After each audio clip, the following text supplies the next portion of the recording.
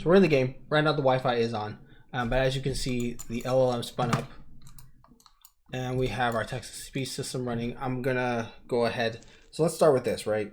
So I've got this system that I developed initially. The first videos I ever posted about a year ago were this general space, because I had to learn how to use Unity. So I had to use AI to teach me how to use Unity. Once I got to do that, I was able to kind of go through and start saying, okay, well, how am I going to solve this this locomotion problem? I don't want to use controllers because people are always complaining about controllers being too complicated. What can people use? Well, they can use their hands, right? Everyone knows how to use their hands. So that's what we started with. And then once I started there, I was like, okay, well, AI, tell me how would we set up a system that can use hands to move, that's going to feel natural.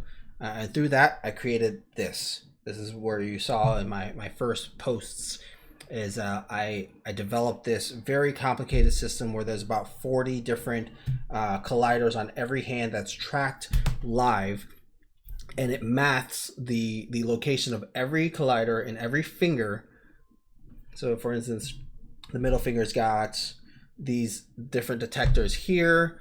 The left hand's got those detectors. The right hand to left palm, ring finger, thumb, pinky finger, ring to index. The finger's closeness on the left hand, finger's closeness on the right hand. The distance from the fingers to the palms, which will detect different gestures, right? Right hand peace sign. Like all of this took about a year to do, only because the technology wasn't actually there before AI really kind of got sophisticated. And then once I did that, I learned how to implement the LLMs using APIs. Found out that APIs are going to be too expensive. If I had just 1,000 users, I'm going to be spending about $5,000 a month on tokens. And I was like, negative, can't do, not sustainable. How do we pull this offline? That's where we saw the logs here, and we figured it out, and now we're offline. So beyond that, let's go ahead and take a look at our first. So that's what this came into. Okay, it's like what's the most reasonable way to locomote? Well, you point in the direction you want to go, you'll start moving, right? What if I want to go backwards? Oh, well, there you go, easy. What if I want to move left or look left or right? Well, you just make a fist. Right fist turns right, left fist turns left. Both fists, it's not going to do anything. Both fingers forward, great.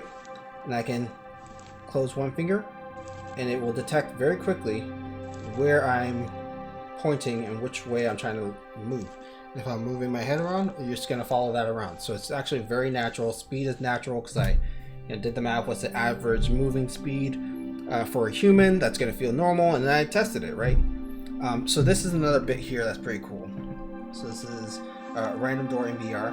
You touch the door handle here, and then, and voila, we are outside in AR. Why are we outside in AR? Well, very simply because this is actually still part of the game. So right there, you see there's a little note here. I can actually reach down. The fourth dimension is best explained in VR. This is part of the game. This is something I figured out how to do as well. How do I incorporate pass-through? So this is something that's being detected at all times, is not just what you see in this third dimension, quote unquote third dimension in the VR space, but it's also tracking the outside space. And it can do that actively, which is pretty cool. So I always wanted to do something with XR. And so that's what we are doing. This is a really large space. Here, let me show you something pretty cool here as well. This, what is it? There we go. This right here on the ground, that is a map of the entire world. There's like a little icon down there. That's actually me.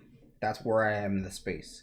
And then all of this is the boundary. This is the world that we are in, the VR space.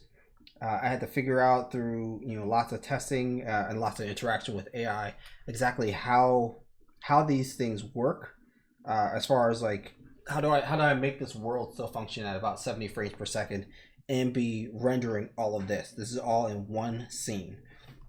And all those little pieces of paper you see there, those are these notes that you see lying around. There are hundreds of these notes throughout the space. And obviously, as you can tell in any video game, most video games, it's a collection game, right? So you're going to collect these notes, and you'll eventually figure out why. So that's another really cool thing that I learned how to do just by playing around with AI. I didn't know how to use Unity at all, so I had to learn how to do that. And here we are, through a teleporter, and let's see, where is this guy? There you are. So this right here, this is one of several entities that wander around in this VR world. And if we look back at the... Preparing for every outcome make you safer, or does it just make you more afraid? So you may have heard that there. It sounded a little robotic, but again, this is an offline text-to-speech system. And again, this is the AI teaching itself how to speak through the responses that it gets from the LLM. So that's what it sounds like. It's still understandable, but at the same time, it's more the technology, proving the technology. And with more RAM, we could do way better, which means someone needs to come up with another version of a VR headset with more RAM, so that we can start developing better experiences, because obviously Meta's not going to do it. They just bought up all these other great companies that were making amazing products and then shut them down. Or does it just make you more afraid? So this question that's being asked here, let's see, what did he ask? It said, if no one ever found out, would you still feel as ashamed? So is this the so this is phase 2 of this particular entity. So what's happening is they have two types of speech. There's a scripted speech, a phase question, and then there's an unprompted speech where they talk a little bit more to themselves, and that will tell you what exactly this entity is dealing with. And the point of it is to interact with them, talk to them, and then you get to figure it out and help solve their problems, right? So that's pretty cool to be able to also incorporate text to speech in this. Again, all of this is offline. There's nothing that is functioning that requires either API keys or tokens. This is all going to just function off of your headset, and again, done with AI. So let's go ahead and give this an answer. Let's see, does preparing for every outcome make you safer or just make you more afraid? I believe that's the phase question. Preparing for every outcome make you safer or just more afraid? So the idea is that you're supposed to think about these questions. Does preparing for every outcome make you safer, or does it just make you more afraid? Okay, cool. All right, so we're back. I had to check. I was trying to figure out what was going on because the speech wasn't working, and I realized I just had my microphone muted on my headset, and so it wasn't listening naturally because the microphone is muted. Anyway, so as I mentioned with these entities, I'm just wandering over back to the one we were chatting with. They listen to you, right? So all you got to do is listen to what they're saying, and then you respond. And when you respond, they actually go through phases. So you answer the questions, and you figure out what's going on next. You solve their problems. That's the kind of the point of the game. So figure out where the entities are, what they're dealing with, and then you solve the problem. I think it's a really cool way to experience a game, especially since it's a dynamic system. So you have the scripted question, but then you have the unscripted LLM responses as they talk to themselves, and you learn what it is they're dealing with. So this entity asked us a question. The question being, does preparing for every outcome make you safer, or does it just make you more afraid? So we're going to give it an answer.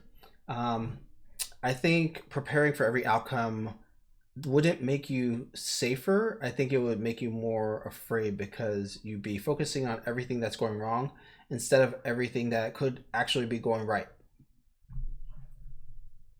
So you'll see, if you look at the logs here, bottom right, we have a secondary mini LLM that's running a semantic score. So what that's doing is it takes the speech given by me, and it analyzes it against the programming of the entity here, because it has an expected answer. And so if you get that answer semi correct, then that entity will be, resolved, right? So you see how the question just changed on it, right? This entity just disappeared because we answered its final question. The entity is complete. Now they have multiple phases; it's not just one. But that was just to show you that they are listening and that they analyze what you've said. So this right here, the score, the response I gave, got a score of 71%, which means that if it specifically only moves on if you get 70% or higher. So you really got to think about your answer, because it matches your answer against the expectation context-wise. If contextually it doesn't make sense, it's just gonna ignore your response. But all of that is happening offline on this headset, which is the kicker. Like I've managed to do something that a lot of people, everyone I've spoken to on multiple threads, said was impossible, which is to run a sophisticated LLM. But the reality is, again, AI is stupid, right? It does whatever you tell it to. So you don't need like a 70 billion parameter LLM in order to get a reasonable human-like response. We talk to children, right? Like how many billions of parameters will we say that a child has in their speech function, right? It is possible to get a really sophisticated conversation going without having a really powerful LLM. We use these really powerful LLMs with massive amounts of context so that they can solve really complex problems. But it's no different than using a calculator, a graphing calculator, right? To figure out what 7 plus 9 is, right? You can do that. That is part of its function. Do you need to run the literal function buttons to do that? No, this thing is way more powerful than you need it to be. And we're using it for the simplest thing. As I mentioned about the Saturn V, right? Our cell phones are 1,000 times more powerful than the computers that sent Saturn V to the moon. And we're using it to scroll Instagram, to doom scroll and watch funny videos, or like, brain rot, right? Like we have just such a massive amount of power in the palm of our hands, free. AI is free, right? And yet we're still being told by corporations that we need to buy it, that we need to spend money on subscription, that this is the only way it's going to make it happen. I built this world without needing to have a subscription. I do have a subscription for Claude specifically, just because I do a lot of programming. I do want to make sure that the programming is correct. But I can use the same subscriptions offline. I've got more powerful LLMs than the ones I'm using to develop this offline. That's the truth. The only reason why I'm using online systems is because I haven't yet figured out how to point it at a set of folders which has all my files in it. It's specifically for the project organization, which is, again, I know it's possible. I know it's doable. I know it's already been done. I just haven't looked into it yet. But the point being that I don't need to spend money on these AI systems to do something as complicated as what I've succeeded in doing here, which is making an offline text-to-speech AI LLM multi-personality virtual reality and augmented reality, so really extended reality video game that is fully functional without the need for controllers, using gesture-based locomotion and some really cool features, including like having a mini map that can function inside the game, tell me exactly where I am, all of this stuff while running 70 frames per second on a headset that is about 10 years old, right? So like this stuff is really, it's not impossible, and we need to be aware of that.